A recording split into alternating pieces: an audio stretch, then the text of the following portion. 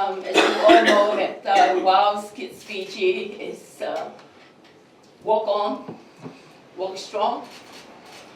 And I think that's our message for the team here today.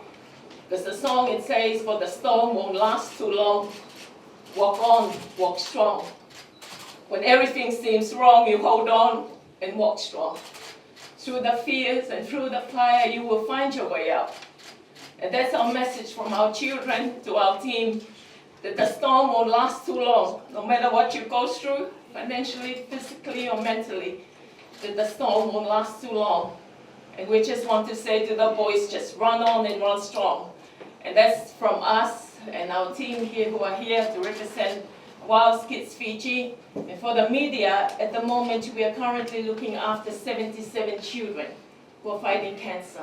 And for the past 5 weeks, we lost 6 of our children, and we add 3 more. So at any given time, we look after between 70s to the 80s. So with any support and with the initiative that the Fiji Water Flying Fijians are trying to do, it's not just, like as they said, it's not just for them, it's about our children. And WOW's Kids Fiji is here to stay. We've been here since 2009.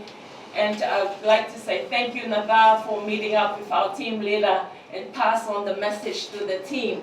And I believe that's why we are here with the media, because the work continues.